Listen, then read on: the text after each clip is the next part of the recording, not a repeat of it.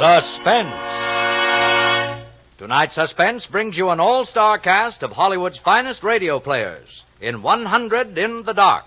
But first, wherever hospitality is a gracious art and entertaining is the last word in luxury, the first name in wines is Cresta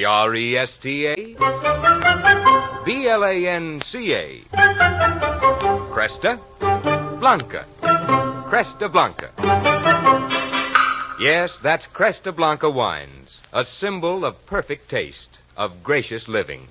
To pay your guests a sincere compliment, distinguish your holiday dining by serving a fine Cresta Blanca California Burgundy or Sauterne. When you pour these proud Cresta Blanca wines from the finest of the vines, you enjoy the best. Shenley's Cresta Blanca Wine Company, Livermore, California. And now, Shenley brings you radio's outstanding theater of thrills, Suspense. Presented by Roma Wines. That's R-O-M-A, Roma Wines, for your enjoyment. Tonight, Roma Wines of Fresno, California, presents 100 in the Dark, a study in suspense. Produced, edited, and directed for Shenley by William Spear.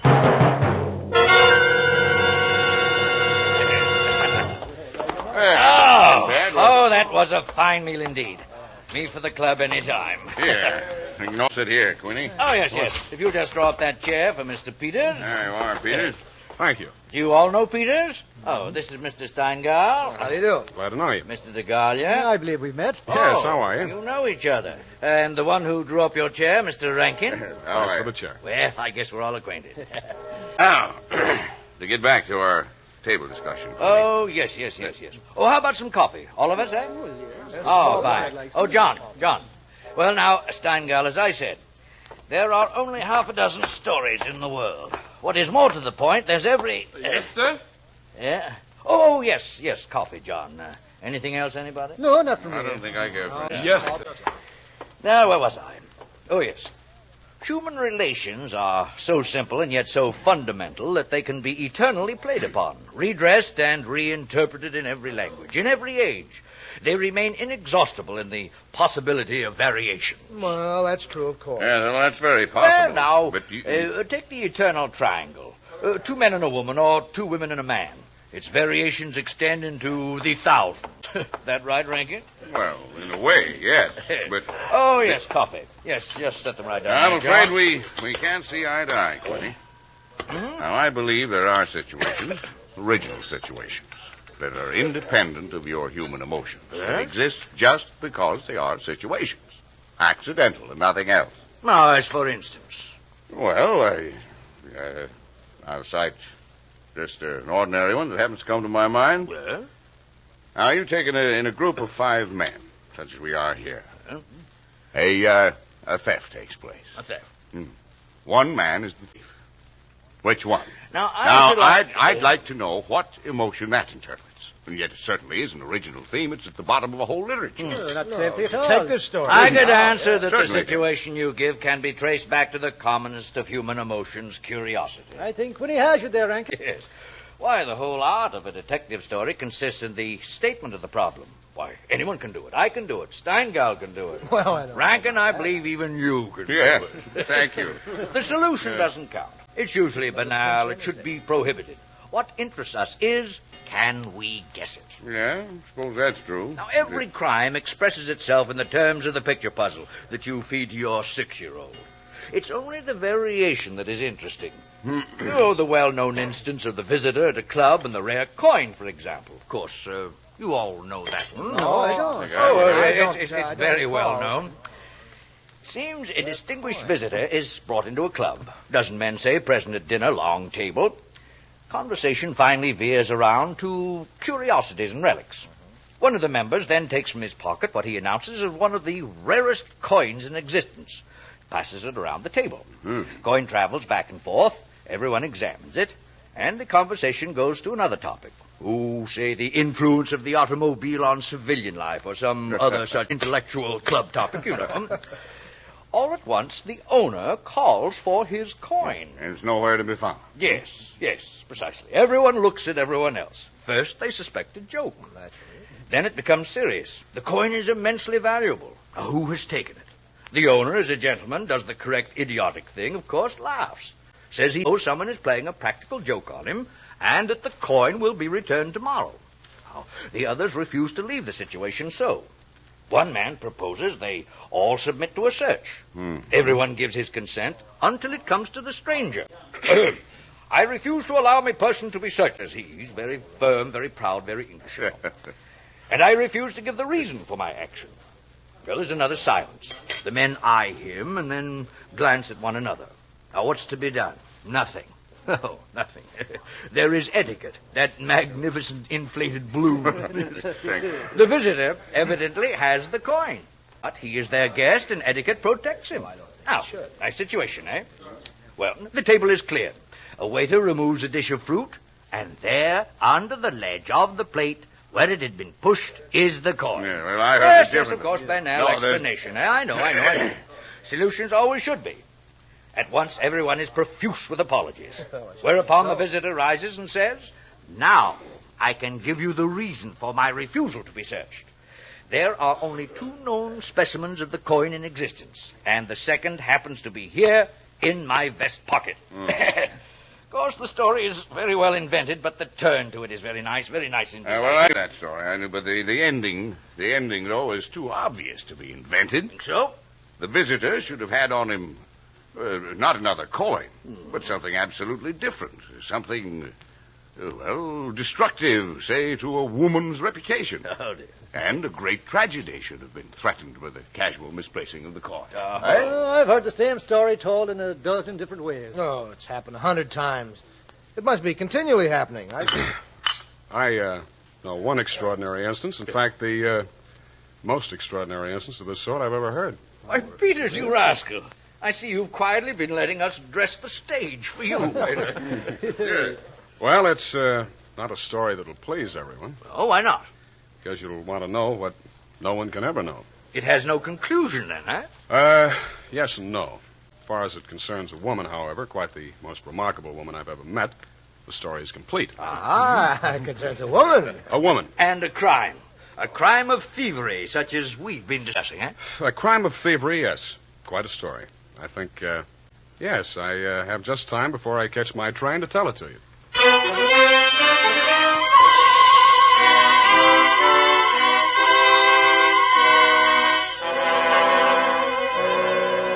For suspense, Roma Wines are bringing you 100 in the Dark. Roma Wines' presentation tonight in radio's outstanding theater of thrills, Suspense.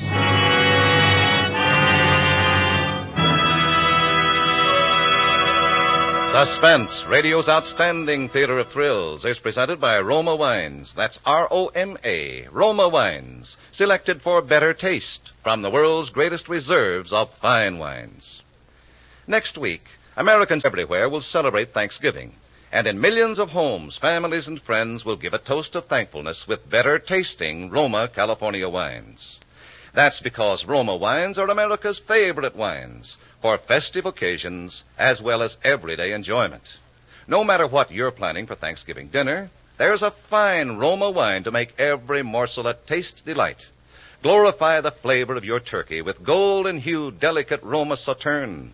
Or if you're having meat, enjoy robust, full-bodied Roma Burgundy, the perfect flavor mate of your favorite roast. That's why more Americans enjoy Roma wines, that's R-O-M-A, Roma wines, than any other wines. And now, Roma wines bring us back to the Artists and Writers Club, where 5 club members regaling themselves over after-dinner coffee are settling down to hear a story told by a guest, a certain Mr. Peters.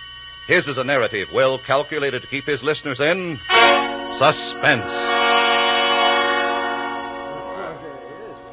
Quinny, before I start, I wonder would you ask John, I believe is his name? Yes. John. Yes, gentlemen? John, I have a train to catch. Would you be good enough to get me out of here in exactly 15 minutes? In 15 minutes, sir. Thank you. Well, you have our attention, Peters. It concerns a woman. Do I know the woman? Possibly. Probably, I should say, but no more than anyone else. Oh, an actress. What she's been in the past, I don't know. A promoter would better describe her.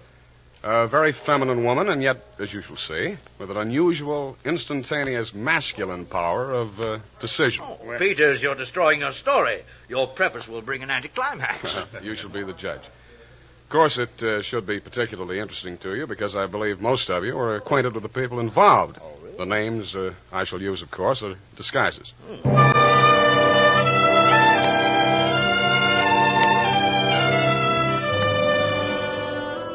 Mrs.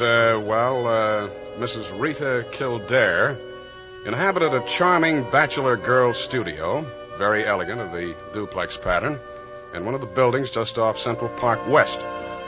She knew pretty nearly everyone in that indescribable society in New York that is drawn from all levels, that imposes but one condition for membership, and that is to be amusing. Ah, good phrase, that, Peters. Good phrase. She had a certain amount of money. She knew a certain number of men in Wall Street affairs, and her studio was furnished with taste and even distinction. She was of any age. She might have suffered everything or nothing at all. In this mingled society, her invitations were eagerly sought, her dinners were spontaneous, and the discussions, though gay and usually daring, were invariably under the control of wit and good taste. On the Sunday night of this adventure, she had, according to her invariable custom, sent away her Filipino butler and invited to an informal chafing dish supper 7 of her more congenial friends. At 7 o'clock, having finished dressing, she put in order her bedroom, which formed a sort of free passage between the studio and a small dining room with the kitchen beyond.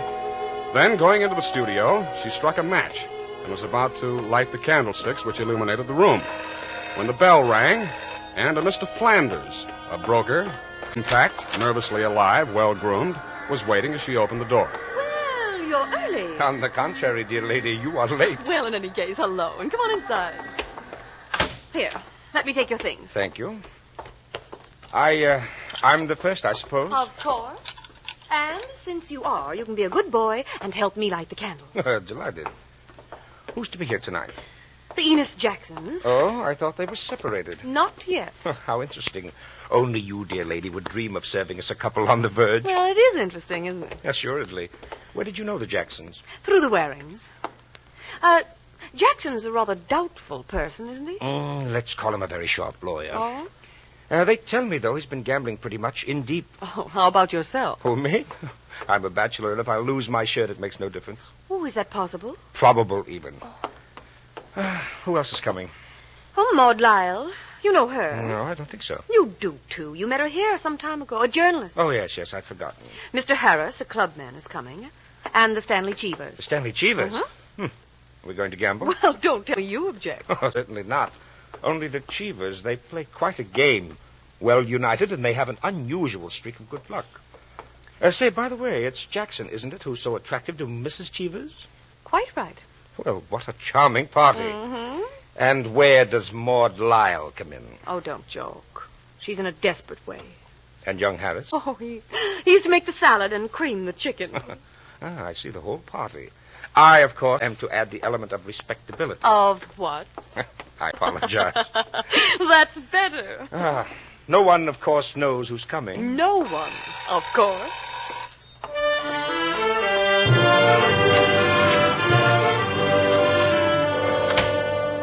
The Stanley Cheevers entered, a short, fat man with a vacant, fat face and a slow-moving eye, and his wife, voluble, nervous, overdressed, and pretty.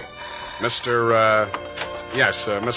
Harris came with Maud Lyle, a woman, straight, dark, Indian, with great masses of somber hair held in a little too loosely for neatness, with thick, quick lips and eyes that rolled away from the person who was talking to her. Oh, I'm sorry, we're late. The Enos Jacksons were late and still agitated as they entered. His forehead had not quite banished the scowl, nor her eyes the scorn. He was of the type that never lost his temper but caused others to lose theirs. Mrs. Jackson seemed fastened to her husband by an invisible leash. You looked at her curiously and wondered what such a nature would do in a crisis, with a lurking sense of a woman who carried with her own impending tragedy.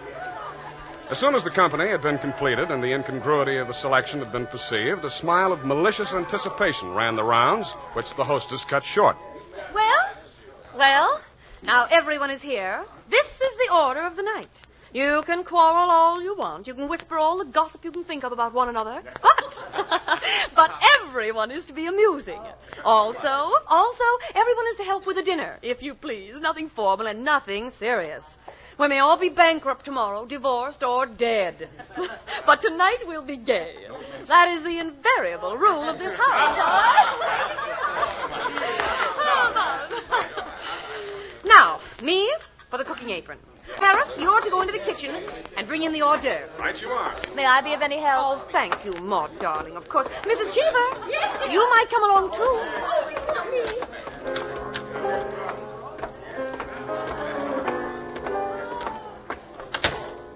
There, now.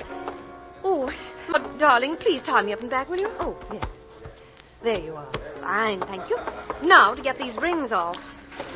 Soap and water always seem to do it. Oh. There.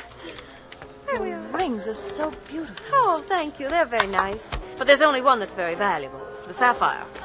It's beautiful. Oh, let me see.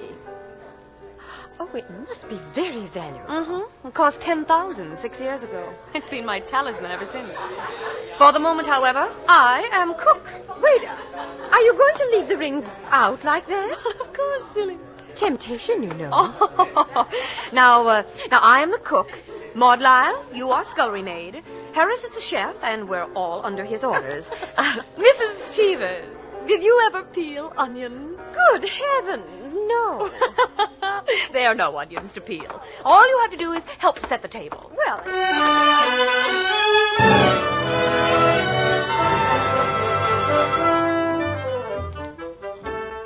Under their hostess's gay guidance, the 7 guests began to circulate busily through the rooms, laying the table, grouping the chairs, arranging the flowers, and preparing the material for the chafing dishes.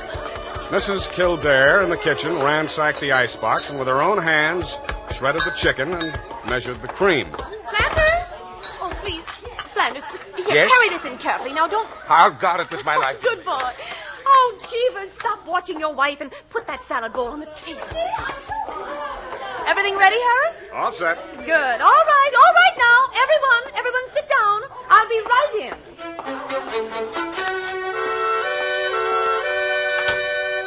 She went into her bedroom, took off her apron, and hung it in the closet. Then, going to her dressing table, she drew the hat pin around which were her rings from the pincushion and carelessly slipped them on her fingers. All at once, she frowned and looked quickly at her hand. Only 2 rings were there. The 3rd ring, the sapphire, was missing. Stupid. She returned to her dressing table. Immediately, she stopped. She remembered quite clearly putting the hat pin through the 3 rings. She made no attempt to search further, but remained without moving, her fingers slowly drumming on the table, her head to one side, her lips drawn in a little between her teeth, listening with a frown to the babble from the outer room. Who had taken the ring? Each of her guests had had a dozen opportunities in the course of the time that she'd been busy in the kitchen. Too much time before the mirror, dear lady. Well, it's not Flanders. Then she reconsidered. Well, why not? He's clever. Oh, I've got to think. To gain time, she walked back slowly to the kitchen, her head bowed in thought, her thumb between her teeth. Who has taken it? She ran over the characters of her guests and their situations as she knew them. Strangely enough, at each her mind stopped upon some reason that might explain a sudden temptation. Well, I'll find out nothing this way. That's not the important thing to me just now. The important thing is to get that ring back. And slowly, deliberately, she began to walk back and forth, her clenched hand beating the deliberate, rhythmic measure of her journey. 5 minutes later, Harris, installed as chef over the chafing dish, was giving directions, spoon in the air. Mrs. Kildare came into the room like a lengthening shadow. Her entrance had been made with scarcely a perceptible sound, and yet each guest was aware of it at the same moment, with a little nervous start. Oh, heavens, dear lady. You came in on us like a Greek tragedy. What is it you have for us? A surprise? I have something to say to you. Huh? Mr. Enos Jackson, Yes, Mrs. Kildare? kindly do as I ask you. Why, certainly. Go to the door. Go to the door? Please. Yes? Lock it and bring me the key, please. Some kind of a game. Here you are. Thank you. And now the bedroom door. Would you do the same? Of course. Thank you, Mr. Jackson. Mr. Cheever? Yes? Would you blow out all the candles except the candelabrum on the table? Blow out all the candles? Except the candelabrum. For goodness sakes, Mrs. Kildare, what is it? I'm getting terribly worked up. My nerves... Maud Lyle. Yes? Put the candelabrum on this table. Here. No, wait a minute. Mr. Jackson. Yes? First, clear off the table, please. I want nothing on it. Mrs. Kildare. That's it.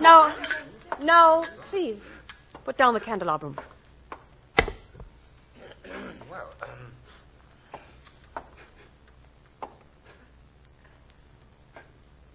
Well, that's the last candle. All right. Now listen. My sapphire ring has just been stolen. What? Oh, you're joking. What do you mean, Mrs. The ring has been taken within the last 20 minutes. I'm not going to mince words. The ring has been taken, and the thief is among you. Stolen? But, Mrs. Kildare, is it possible? Absolutely, Mrs. Cheever. There's not the slightest doubt. 3 of you were in my bedroom when I placed my rings on the pincushion. Each of you has passed through there a dozen times since. My sapphire ring is gone, and one of you has taken it. Oh, I don't know. Oh, that's quite true. I was in the room when she took them off. The sapphire ring was on top. Now listen. I'm not going to mince words. I'm not going to stand on ceremony. I'm going to have that ring back. Now, dear lady... Listen to me. I'm going to have that ring back, and until I do, not a soul shall leave this room. I don't care who's taken it. All I want is my ring. Now, I'm going to make it possible for whoever took it to restore it without possibility of detection. The doors are locked, and they'll stay locked. I am going to blow out the remaining candles in the candelabrum, and I am going to count to 100 slowly. You'll be in absolute darkness. No one will know or see what is done. Why? But if at the end of that time the ring is not here on this table, I shall telephone the police and have everyone in this room searched. Am I quite clear? I just can't believe that. Everyone take his place about the table, please. That's Excuse it. me, please.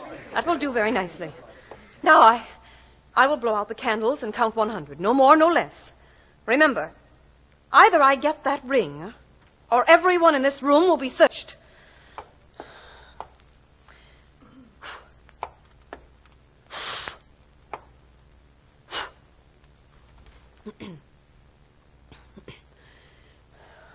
One, 2, 3, 4, 5, 6, 7, 8, 9, 10, 11, 12, 13, 14, 15, 16, 17, 18, 19, 20, 21, 22, 23, 24, 25, 26, 27, 28, 29, 30, 31, 32, 33, 34, 35, 36, 37, 38, 39, 40, 41, 42, 43, 44, 45, 46, 47, 48, 49, 50.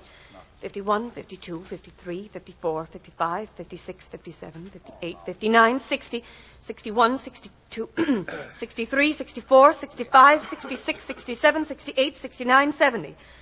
71, 72, 73, 74, 75, 76, 77, 78. The ring. 79, 80, 81, 82, 83, 84, 85, 86, 87, 88, 89, 90, 91, 92, 93, 94, 95, 96, 97, 98, 99, 100.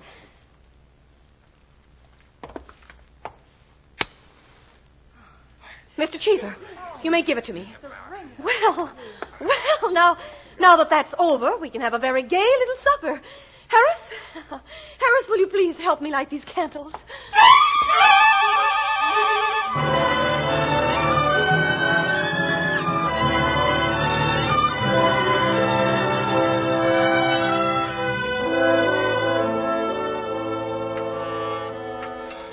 And, there you are, gentlemen. Well, I say, Peters, old boy, that's not all. Absolutely. The story ends there? The story ends there. But who took the ring? Uh-huh. What, it was never found out? Never? No clues? None. I'm not sure I like the story. It's no story at all. Oh, permit me. It is a story, and it is complete. In fact, I consider it unique, because it has none of the banalities of a solution. Leaves the problem even more confused than at the start. Well, I don't see. Of course you don't, my dear Rankin. You do not see that any solution would be commonplace, whereas no solution leaves a true intellectual problem. How so? Well, in the first place, whether the situation actually happened or not, which is in itself a mere triviality, Peters has told it in a masterly way, the proof of which is that he's made me listen. Let's observe. Now, each person present might have taken the ring. Flanders, a broker, just come a cropper. Maud Lyle, a woman on the ragged side of life, in desperate means. Either Mr. and Mrs. Cheever, suspected of being card sharps, and a very good touch that, too, Peters. Mr. Enos Jackson, a sharp lawyer, or his wife, about to be divorced. Even Harris, concerning whom very cleverly Peters has said absolutely nothing, to make him quite the most suspicious of all. There are, therefore, 7 solutions, all possible, all logical. But beyond this is left a great intellectual problem. How so? Was it a feminine or a masculine action to restore the ring when threatened with a search, knowing that Mrs. Kildare's clever expedient of throwing the room into darkness made detection impossible? Or was it a woman who lacked the necessary courage to continue, or was it a man who repented his first impulse? Is a man or is a woman the greater natural criminal? That's simple, Quinny. A woman took it, of course. Oh, on the contrary, it was a man. For the first action was more difficult than the first. Man, certainly. The restoration of the ring was a logical decision. Well, I recognize most of those characters, Peters. Mrs. Kildare, of course, is all you say of her. Extraordinary woman. Story's quite characteristic of her. Flanders, I'm not quite sure of, but I think I know him, too. I'm positive I do. Did it really happen?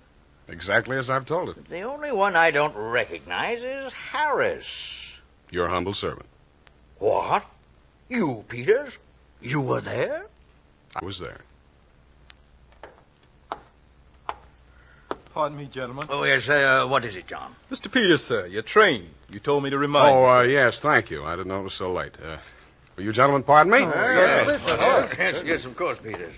Nice to have met you all. Curious chap. Extraordinary. Now, I wonder... I wonder if we're wondering the same thing, gentlemen.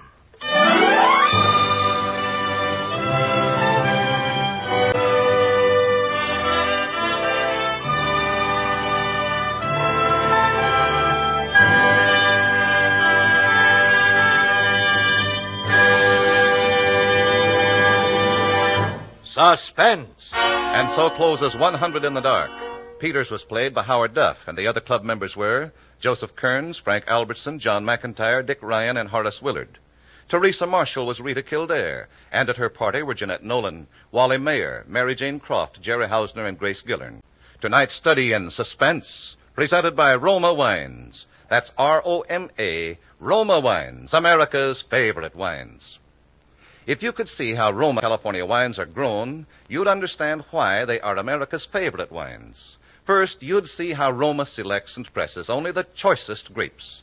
Then how Roma master vintners with ancient skills and unmatched wine-making resources guide this luscious grape goodness unhurriedly to tempting perfection. Finally, these better-tasting Roma wines are placed with other mellow Roma wines to await later selection for your enjoyment from the world's greatest reserves of fine wines. This is Truman Bradley with a suggestion for making your Thanksgiving dinner even more enjoyable.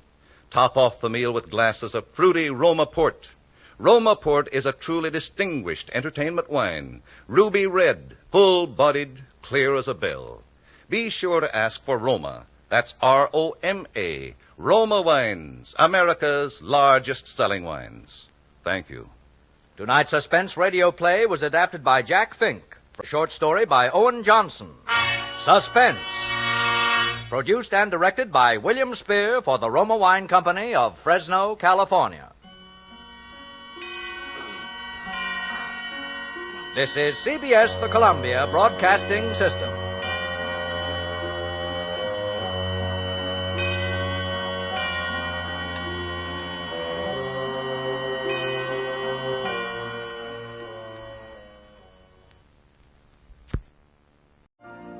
You've been listening to the OTR Gold Network. Find more classic radio at otrgold.com.